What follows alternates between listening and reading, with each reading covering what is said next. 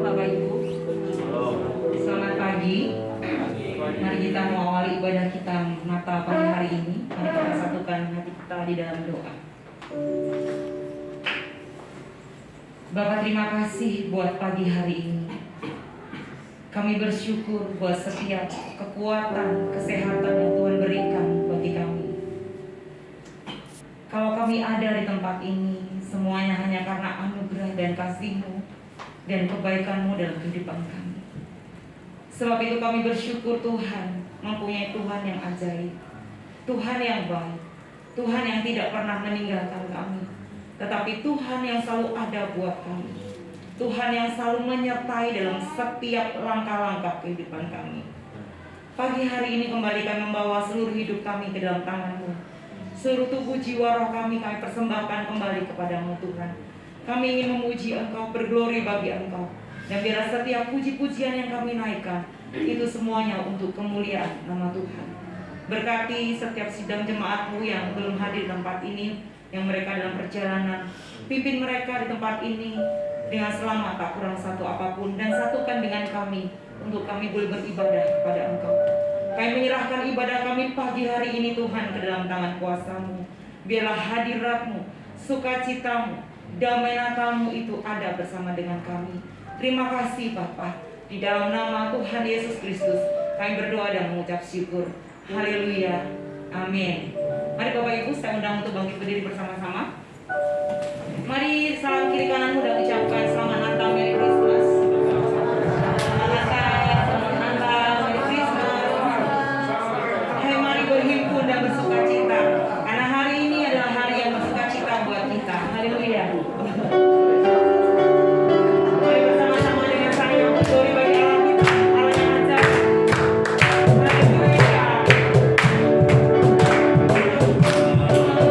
Berhenti, dan bersyukur.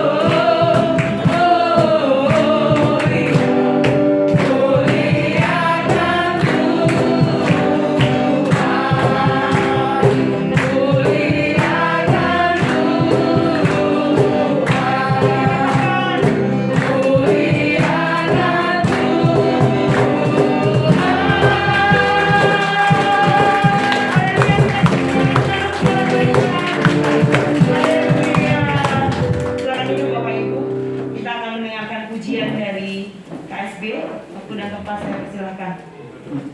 Mari orang-orang, mari teman-teman dari KSB boleh masuk ke depan.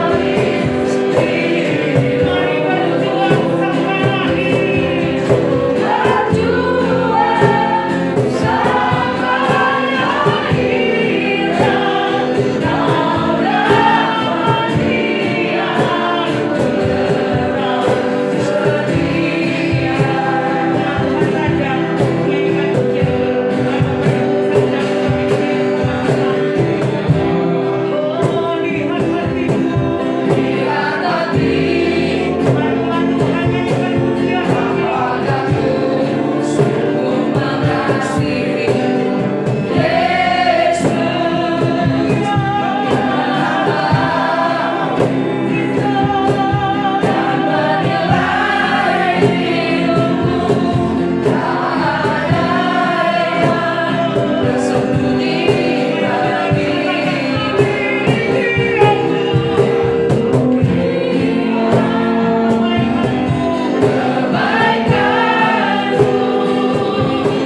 yang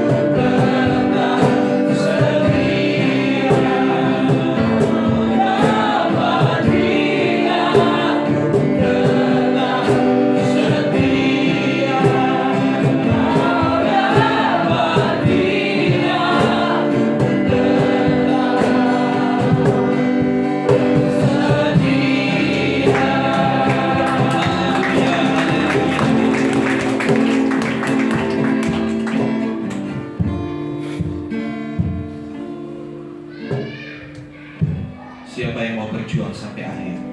Boleh katakan.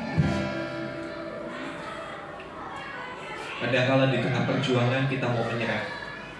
Saya tahu bagi beberapa keluarga, tahun 2022 adalah tahun yang terberat dalam hidup kalian. Jadi saya mau katakan, kalau kita sampai ada di hari ini, mari kita mau bersyukur. Itu bukan karena kekuatan kita, itu karena Tuhan yang selalu mendampingi kita, menyertai kita. Dia selalu ada buat kita. Ketika teman-teman meninggalkan kita, ketika keluarga mengecewakan kita, tetapi ada Tuhan yang selalu bersama dengan kita. Mari kita ambil satu keputusan. Aku gak mau menyerah, Tuhan. Aku mau berjuang sampai akhir. Karena akhir itu yang menentukan kemenangan seseorang. Akhir itu akan menentukan apakah dia pemenang atau dia pecundang. Mari kita mau selesaikan pertandingan ini bersama-sama. Karena janjinya, dia akan menjadikan kita lebih dari pemenang. Janjinya, dia berkata dia berperang bagi kita. Haleluya, haleluya. Inilah tekad kami di hari Natal tahun 2022 ini, Tuhan. Kami mau menyelesaikan semuanya. Kami mau berjuang dengan sekuat tenaga, dengan mengandalkan Tuhan, dengan selalu berjalan di dalam jalan Tuhan.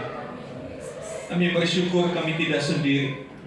Ada Tuhan yang selalu bersama-sama dengan kami. Kami bersyukur ada saudara-saudara seiman dalam komunitas gereja ini yang siap mendukung kami, yang siap mendoakan kami. Terima kasih Tuhan. Terima kasih. Kiranya kekuatan yang baru Tuhan berikan buat setiap kami, untuk kami boleh tetap tegak berdiri. Kuatkan lutut yang goyah, hati yang sudah mulai bimbang, teguhkanlah kembali ya Tuhan. Kami boleh berjalan maju, hadapi semua tantangan-tantangan, kesulitan-kesulitan. Karena kami percaya di balik semuanya itu tersedia mahkota bagi kami. Terima kasih. Sekarang tuntun kami dengan firman-Mu. Nyatakan isi hati-Mu apa yang harus kami perbuat untuk kami masuk di tahun 2023. Kami tahu firman-Mu itu kebenaran. Firman-Mu tidak pernah salah. Biarlah kami berpegang teguh pada firman. Terima kasih Tuhan. Di dalam nama Tuhan Yesus kami berdoa. Haleluya. Amin. Amin. Silakan duduk Bapak Ibu Saudara.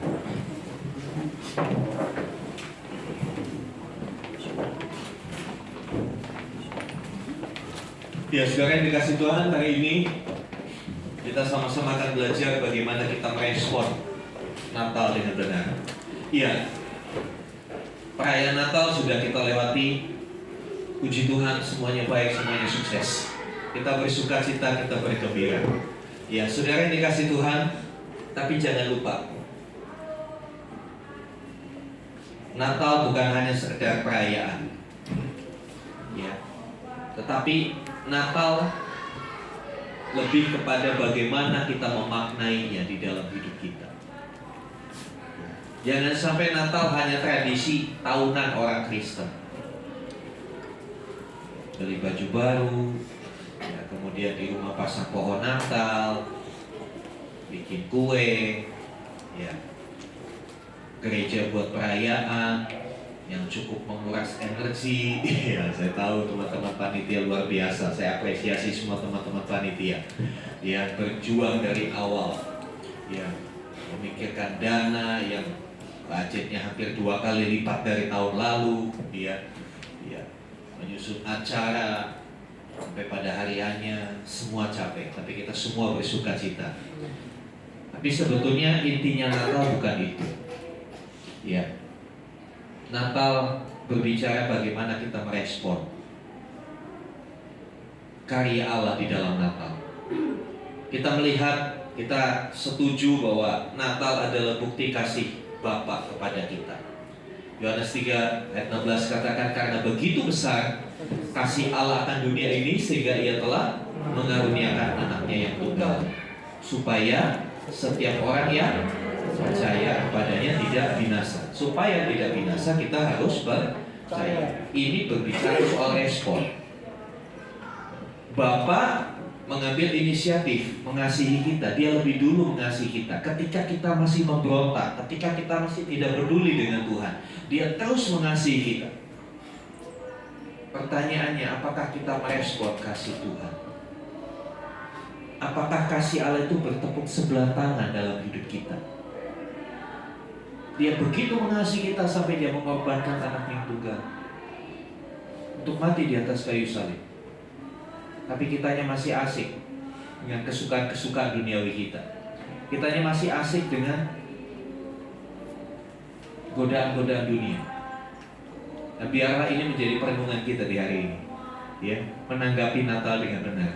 Next, ya, pesan Natal tahun 2022 sudah jelas, jangan takut. Ya, pesan Natal jelas, jangan takut. Sering kan kita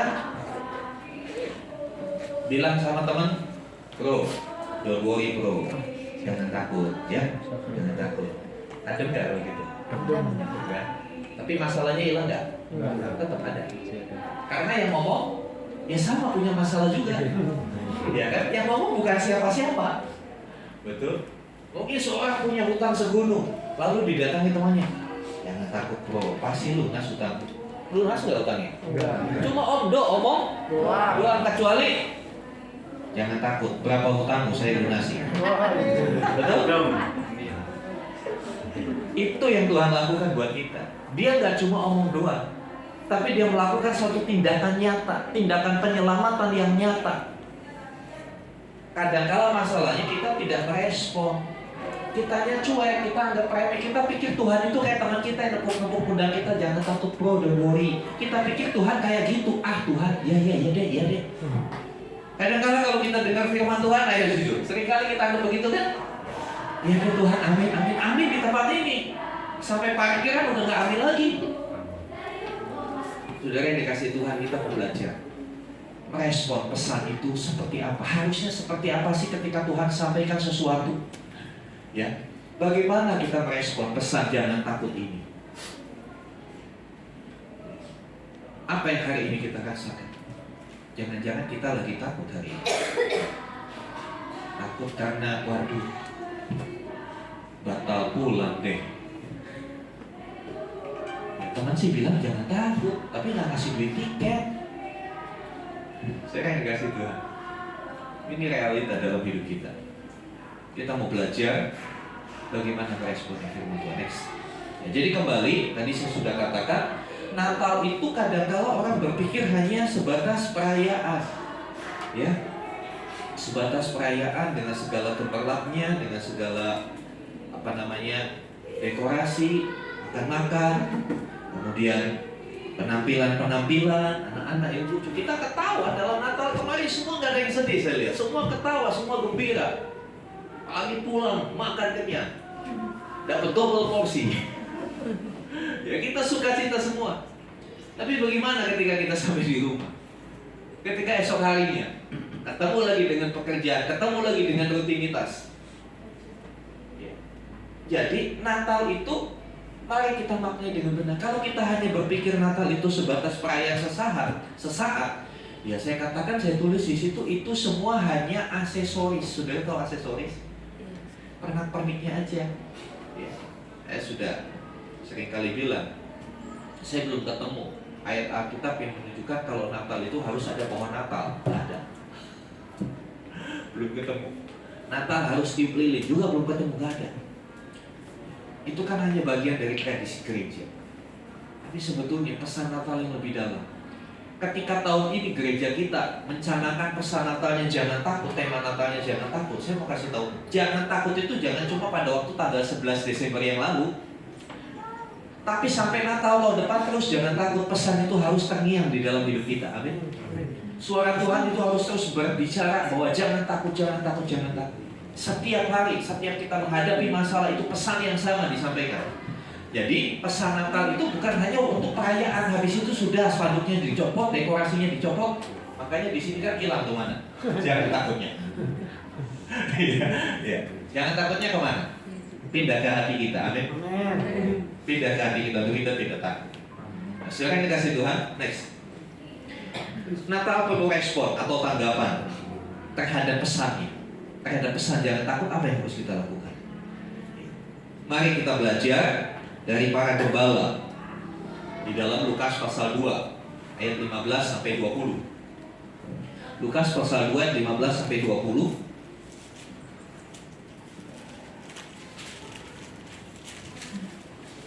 Tolong Pak Didi bacakan Lukas pasal 2 ayat 15 sampai 20. Kita belajar dari para gembala bagaimana respon mereka ketika mereka dengar pesan Tuhan. Setelah mereka itu meninggalkan mereka dan kembali ke surga, gembala-gembala itu berkata seorang kepada yang lain, "Marilah kita pergi ke Betlehem untuk melihat apa yang terjadi di sana, seperti yang diberitakan Tuhan kepada kita." Lalu mereka cepat-cepat berangkat dan menjumpai Maria dan Yusuf dan bayi itu yang sedang berbaring di dalam palungan. Dan ketika mereka melihatnya, mereka memberitahukan apa yang telah dikatakan kepada mereka tentang anak itu. Dan semua orang yang mendengarnya heran tentang apa yang dikatakan gembala-gembala itu kepada mereka. Tetapi Maria menyimpan segala perkara itu di dalam hatinya dan merenungkannya. Maka kembalilah gembala-gembala itu sambil memuji dan memuliakan Allah karena segala sesuatu yang mereka dengar dan mereka lihat, semuanya sesuai dengan apa yang telah dikatakan kepada mereka. Ya, saudara yang dikasih Tuhan, cerita awalnya gembala-gembala di padang sedang beraktivitas seperti biasa menjaga kawanan domba. Ya, dan ini gembala-gembala ini di Israel itu, gembala itu lebih cenderung kepada orang yang diupah, dibayar, digaji untuk menggembalakan, bukan pemilik dari kawanan domba itu. Ya, tentunya ini bukan orang yang punya status sosial dan ekonomi yang baik. Bahkan baunya pun hampir sama mungkin dengan domba. Tinggal di padang dengan domba, di tengah aktivitas mereka tiba-tiba ada pesan Tuhan lewat para malaikat. Katanya apa? Jangan takut. Ya. Jangan takut, karena aku memberitakan kesukaan besar atas seluruh bangsa. Hari ini telah lahir bagimu juru selamat, yaitu Yesus Kristus di kota Daud di Betlehem. Ada pesan, pesannya apa? Jangan takut. Kenapa jangan takut? Ada kesukaan. Kenapa orang takut? Tidak ada sukacita. Ada kesukaan. Kenapa bersukacita? Kenapa ada kesukaan besar? Karena ada juru selamat. Kalau orang lagi susah, datang yang nolong, itu kan sukacita. Ada yang membebaskan, bukan itu bersukacita, bersukacita. Itu pesannya. Setelah malaikat menyampaikan pesan, mereka balik dong. Ya kan? Pesan sudah tersampaikan, orang sudah mendengar, dia balik. Perhatikan respon atau tanggapan gembala-gembala ini. Mereka ngobrol satu dengan yang lain. Ya, dikatakan di situ ayat yang ke-15. Setelah malaikat-malaikat itu meninggalkan mereka dan kembali ke surga, gembala-gembala itu berkata seorang kepada yang lain, sharing ini, curhat-curhatan ini mereka. Lalu seorang berkata begini, mari kita pergi ke Betlehem untuk lihat apa yang terjadi di sana, seperti yang diberitahukan Tuhan kepada kita. Kata-kata yang mengatakan mari kita ke Betlehem untuk melihat seperti yang diberitakan Tuhan, ini adalah satu bentuk ekspresi tanggapan dari orang yang percaya sama pesan itu. Kalau mereka nggak percaya sama pesan itu, cuek, masa bodoh, biarin aja malaikat. Ya udah, malaikat kita tetap yuk. Kita kan punya tugas. Tapi mereka nggak, mereka tinggalkan itu, mereka ke sana. Respon yang pertama, ketika datang pesan Tuhan atau firman Tuhan, percaya itu. Jangan abaikan pesan Tuhan itu. Kadangkala waktu di gereja dengan khotbah aneh, bahkan dicatat, Alkitabnya digarisi, tapi pulang dari gereja kita abaikan. Tidak akan mengalami apa-apa, saudara. Orang yang mengabaikan firman tidak akan mengalami apa. Firman akan mengerjakan sesuatu dalam hidup kita kalau kita mempercayainya itu dengan segenap hati. Kalau kita mempercayainya, kita akan melihat bagaimana Tuhan mengerjakan hal yang luar biasa. Saudara yang dikasih Tuhan, kadangkala kita dengar firman Tuhan, begitu keluar dari gereja ketemu teman, ngomongin berita yang lain yang bertentangan dengan firman Tuhan. Bagaimana kita? Kadang-kala kita goyah, betul kan? Saya mau kasih kesaksian. Waktu kami pelayanan di Samarinda, saya sharing dengan gembalanya. Kebetulan gembalanya ini adik kelas saya. Ya, dia cerita, gerejanya begitu megah, kapasitas 250 orang, 2 lantai. Yang bawa khusus kantor sama ruang doa, ibadah di lantai 2. Full, megah. Tinggi bangunannya itu mungkin 6 atau 7 meter. Begitu megah. Saya tanya, keren banget gerejamu, bro. Puji Tuhan, ini dari Tuhan. Iya, dari Tuhan, tapi caranya bagaimana? Kan begitu. Gak mungkin dari langit tiba-tiba blum datang bangunan ya. Dia bilang waktu itu gereja kami kecil. Bahkan pernah suatu kali datang badai itu gereja terangkat sama angin. Kebayang gak sudah? Ambruk semua. Tapi kemudian Tuhan buka jalan. Dari pemerintah nawarin bantuan. Bukan minta-minta, tapi dari Pemda nawarin bantuan. Disuruh bikin proposal. Lalu dia bikin proposal. Dia juga bingung gimana caranya bikin proposal. Proposal pembangunan kan harus ada detail konstruksinya. Cari-cari orang yang bisa bikin konstruksi, ya kan, gambar, udah dia minta tolong, udah dikirim. Nominalnya cukup fantastis. Pengajuan 5 miliar.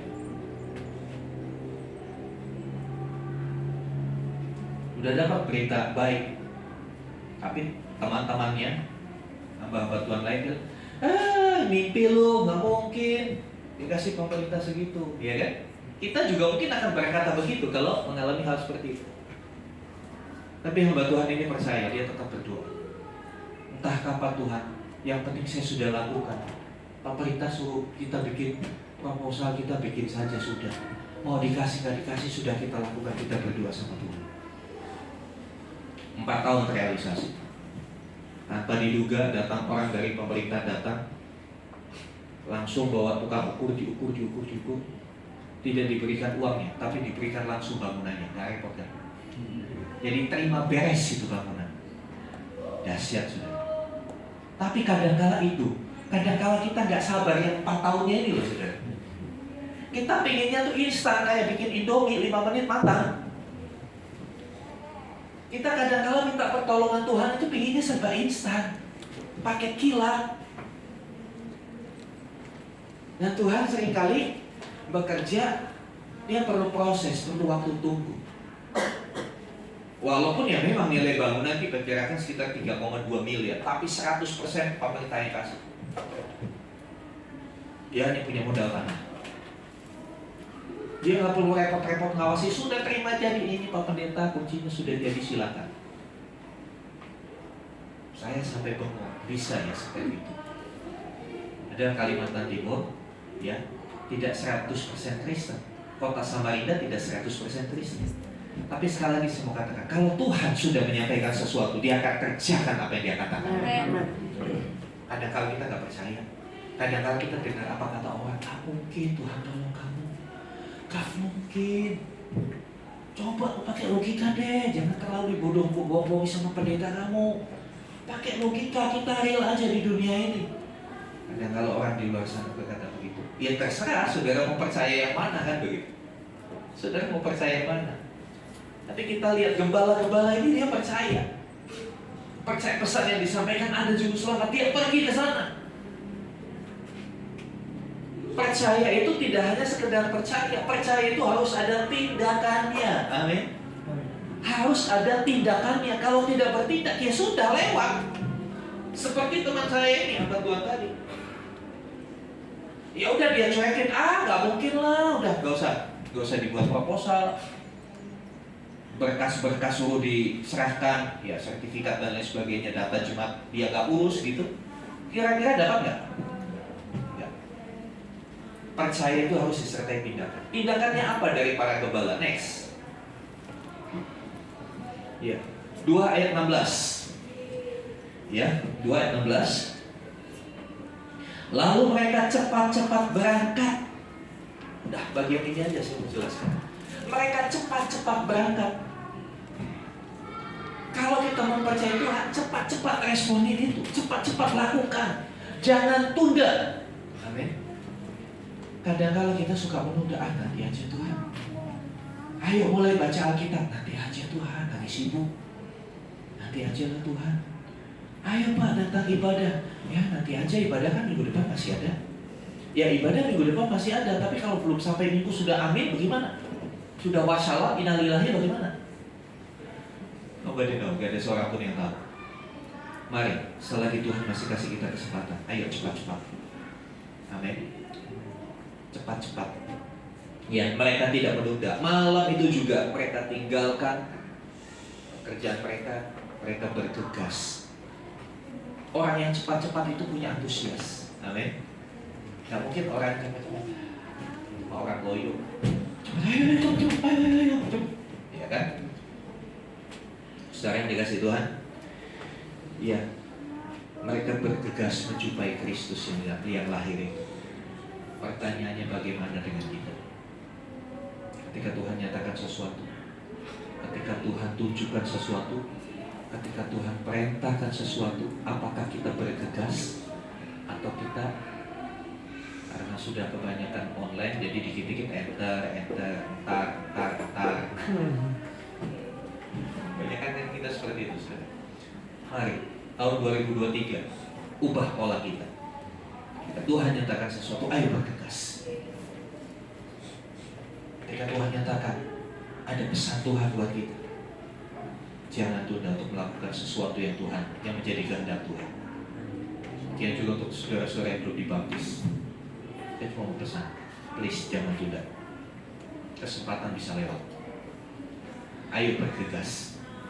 Nanti kamu akan melihat sesuatu yang dahsyat. Kamu akan melihat sesuatu yang dahsyat yang Tuhan nyatakan.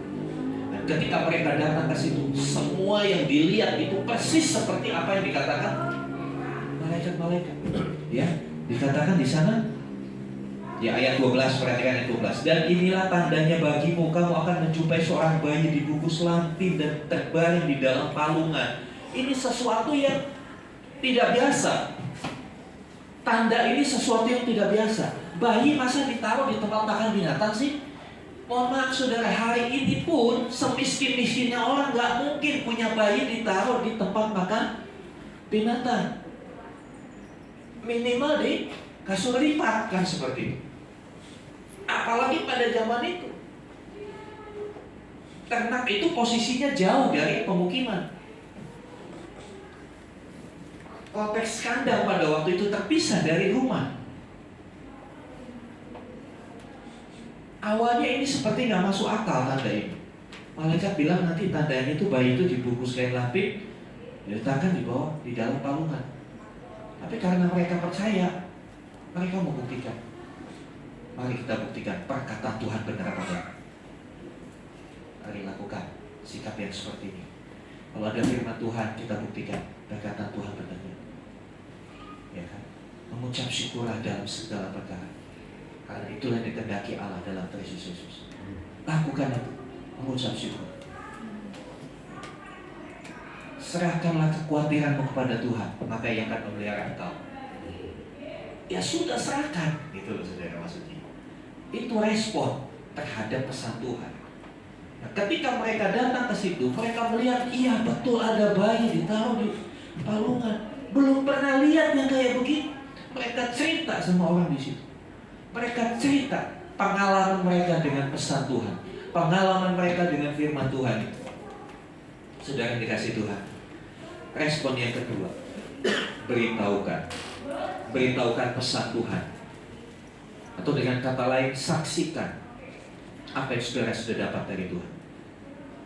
Ceritakan apa yang sudah alami bersama dengan Tuhan. Para gembala ini mengalami kunjungan malaikat yang tidak semua orang mengalami hal itu. Dia ceritakan, detail dia ceritakan.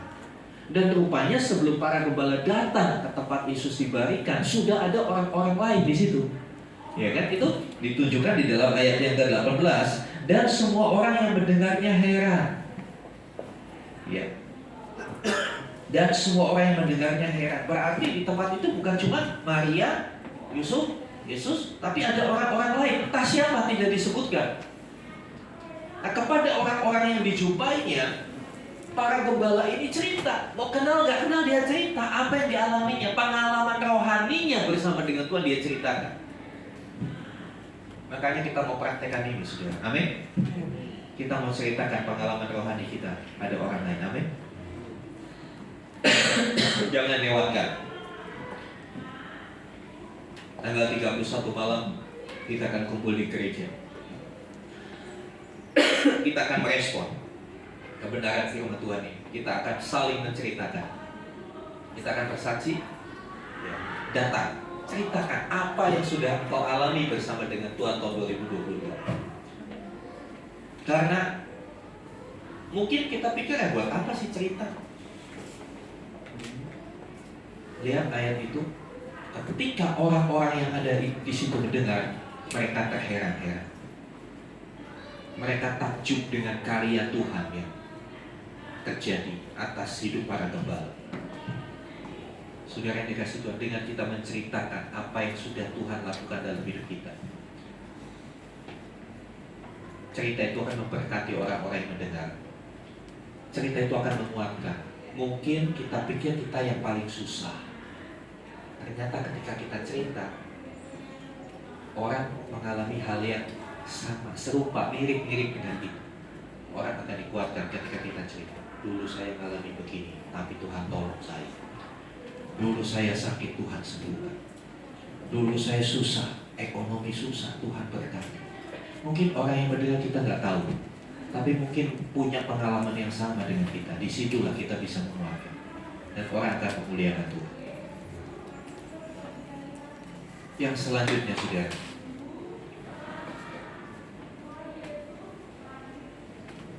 ayat yang ke-20. Maka kembalilah gembala-gembala itu sambil memuji dan memuliakan Allah, karena segala sesuatu yang telah mereka dengar dan mereka lihat, semuanya sesuai dengan apa yang telah dikatakan kepada mereka. Setelah mereka mengalami perjumpaan dengan Tuhan, mendapat pesan Tuhan, mereka mempercayai itu, mereka melakukan tindakan iman. Ketika mereka menjumpai ternyata ada sesuatu yang luar biasa yang Tuhan kerjakan, dia cerita. Tidak cukup sampai di situ. Ayat yang ke-20 dikatakan dia kembali.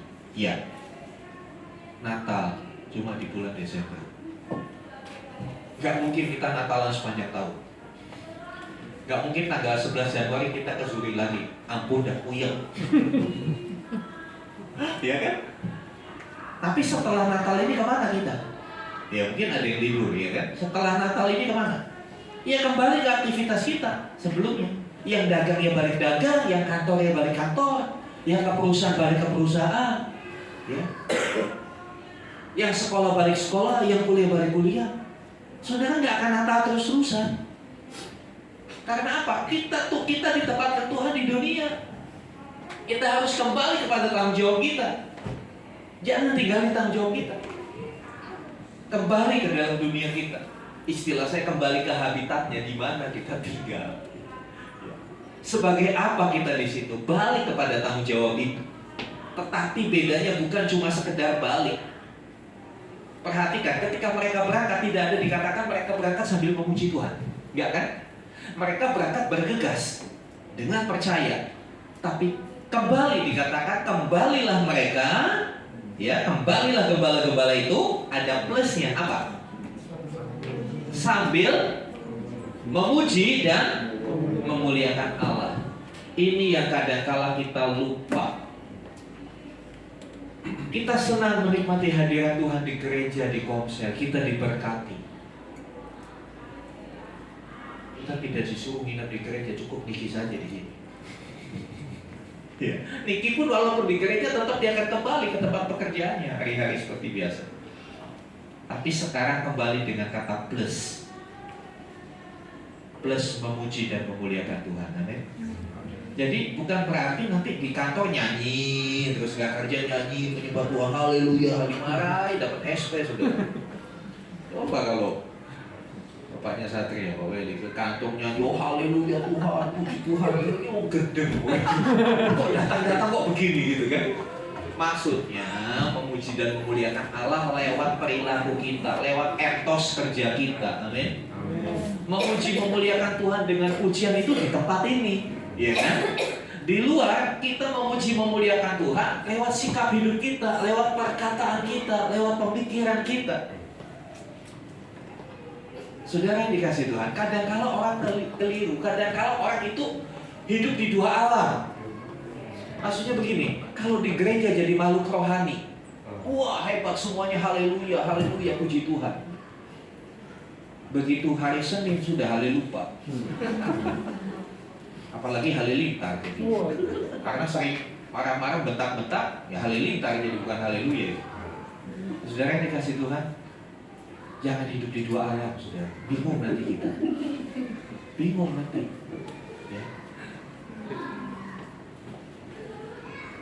Kembalilah ke habitatmu, ke tempat di mana Tuhan menempatkan kita, sambil memuji Tuhan. Dengan apa kita memuji Tuhan? Dengan ucapan syukur. Dengan apa kita memuliakan Tuhan? Dengan kerjaanmu yang the best. Lakukan yang terbaik. Walaupun mungkin manajermu, pimpinanmu itu dibengisnya setengah mati, lakukan saja yang terbaik. Kemarin saya baru pulang dari Jambi, 12:30 sampai di rumah. Mandi-mandi siap-siap, jam 3 berangkat lagi pelayanan.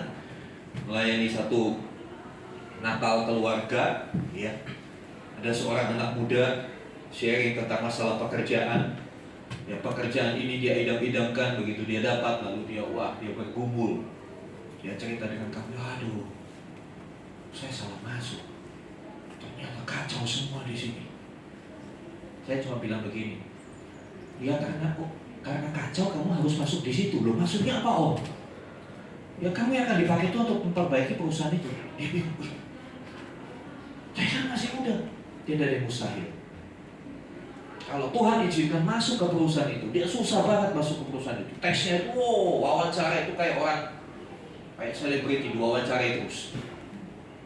Tapi akhirnya tembus juga, masuk diterima, jadi karyawan tetap. Begitu masuk, lihat dunia pekerjaannya kacau, semrawut, manajemennya gak baik. Dia merasa, aduh bagaimana ini, saya gak mampu. Kamu memang gak mampu, saya katakan.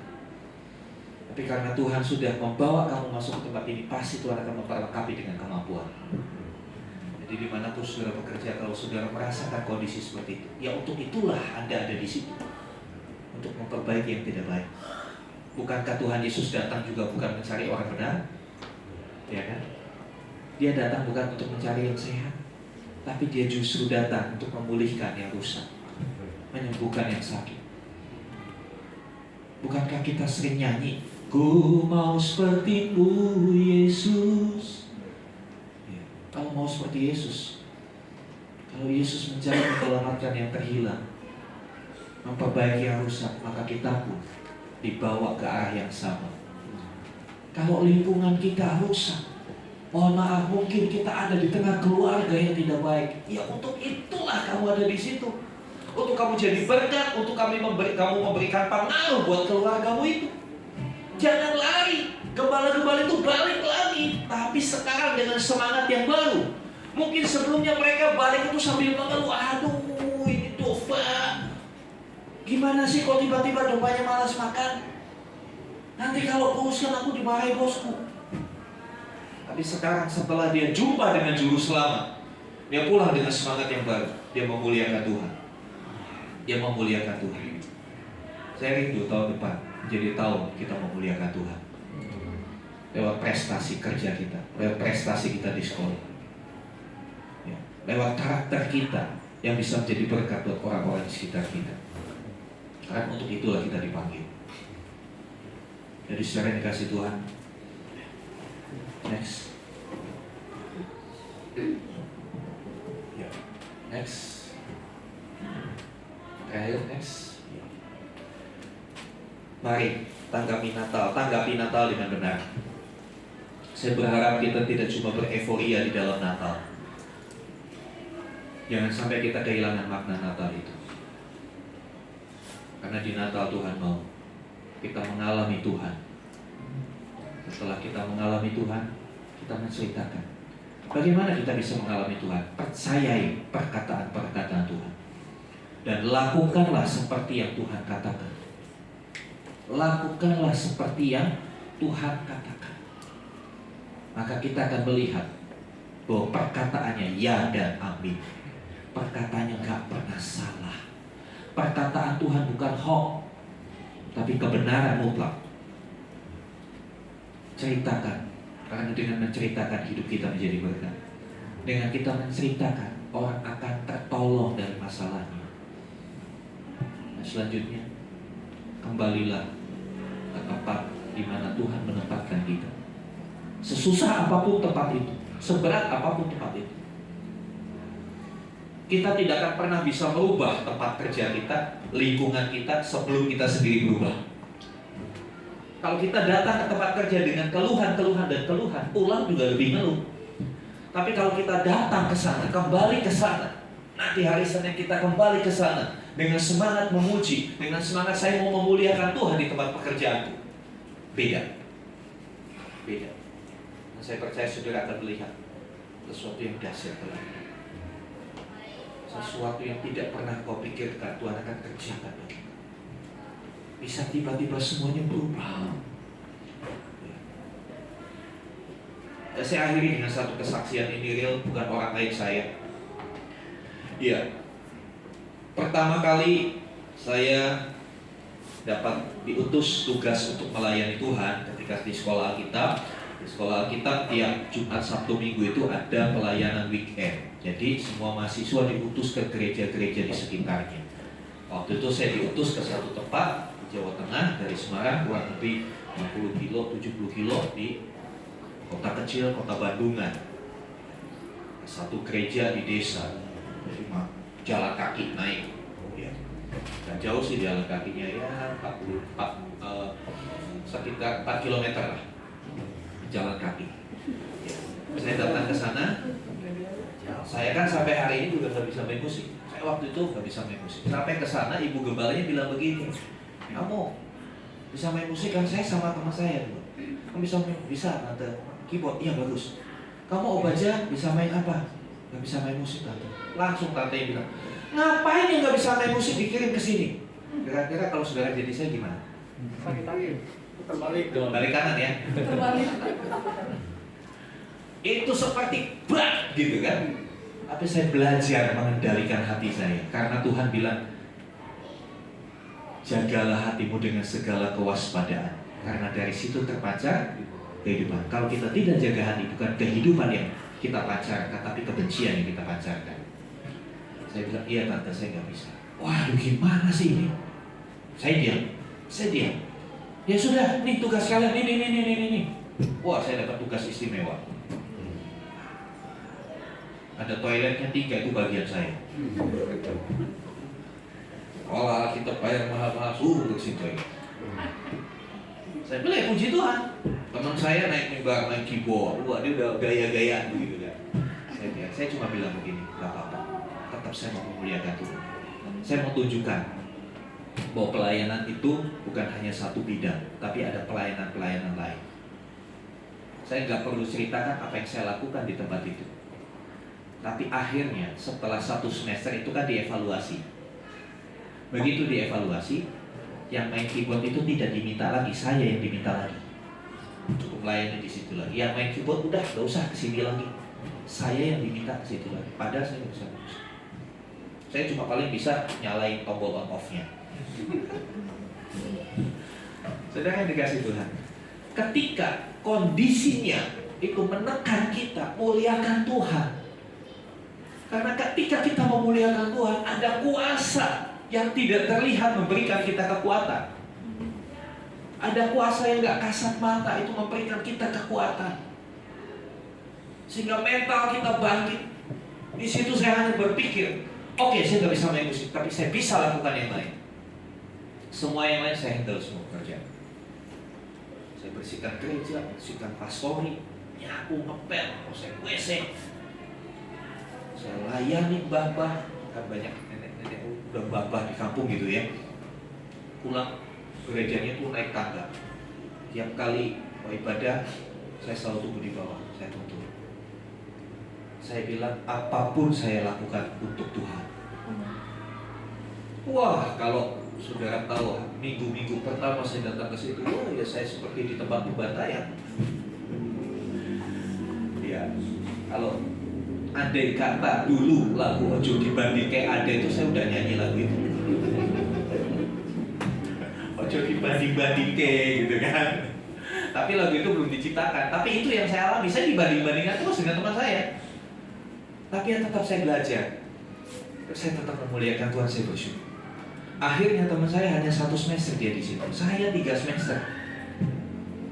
Bahkan waktu saya mau diutus, diminta udah kamu di sini aja, nggak usah jauh-jauh. Saya bilang saya hanya mengikuti apa yang sudah ditentukan sekolah. Saya bilang gitu. Nah, saudara dikasih Tuhan. Mari kita kembali ke dunia kita sambil memuji dan memuliakan Tuhan. Sebab itu mari para pemuji, pemusik, kita mau memuliakan Tuhan. Saudara kita sama-sama bangkit berdiri.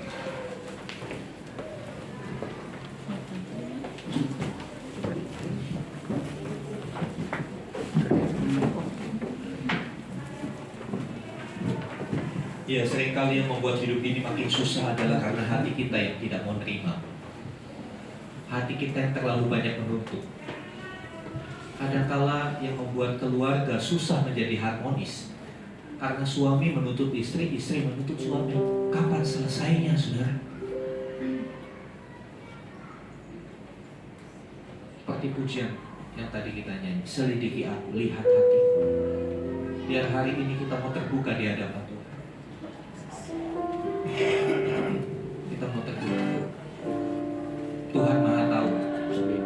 Saudara bisa sembunyikan rapat-rapat di depan istri atau suamimu. Di depan anak-anakmu kau bisa sembunyikan. Di depan gembala kau bisa sembunyikan. Tapi bisakah kau sembunyikan di hadapan Tuhan yang Maha Tahu? Bahkan apa yang hanya ada di dalam hatimu yang terdalam, Tuhan tahu. Kadangkala nampaknya kita seperti orang yang mengasihi Tuhan. Nampaknya. Tapi bagaimana realitanya? Apakah saya sungguh mengasihi Tuhan Yesus? Saya tidak menghakimi saudara. Saya tidak menuduh saudara tidak mengasihi Tuhan. Tapi biarlah hati kecilmu sendiri yang mengaku di hadapan Tuhan. Seberapa cintamu kepada Tuhan? Apakah kau lebih mencintai dunia daripada Tuhan? Itu juga saudara yang tahu. Naikkan pujian ini. Selidiki aku.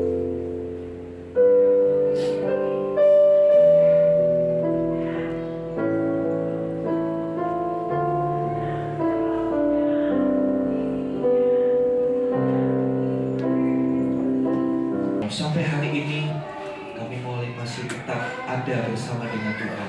Masih ada di komunitas ini, kami bersyukur. Berkatilah Tuhan komunitas PT Thankful Community, ya Mas. Biar kami menjadi komunitas yang benar-benar berdampak. Berdampak buat diri kami, berdampak buat keluarga, buat keluarga besar, buat orang-orang di sekitar kami. Supaya nama Tuhan dipermuliakan melalui kehidupan kami.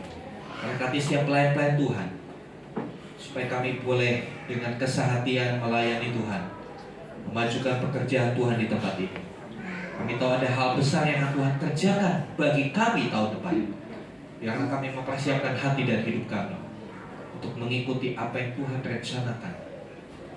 Kami berdoa untuk setiap gerejamu yang hari-hari ini merayakan Natal. Tuhan memberkati supaya mereka tidak terjebak di dalam kemeriahan saja, tidak terjebak di dalam aksesoris-aksesoris Natal, tapi biarlah setiap umat Tuhan dimanapun mereka merayakan Natal boleh memaknai Natal dengan benar, dan hidup mereka boleh mengalami kelahiran Kristus dalam hidupnya.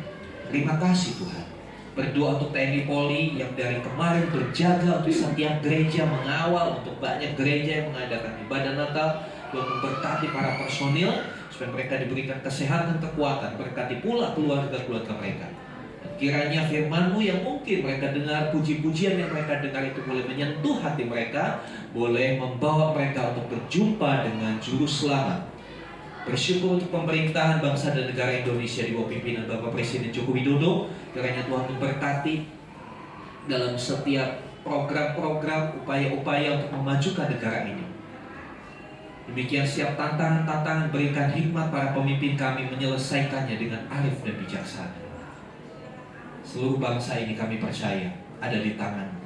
Berdoa untuk daerah-daerah yang hari-hari ini dilanda gempa, dilanda bencana.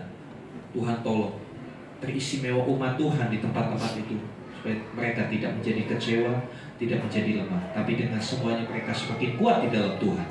Karena apapun kondisinya, Tuhan tetap ada bersama dengan kami. Terima kasih Bapak. Kami bersyukur.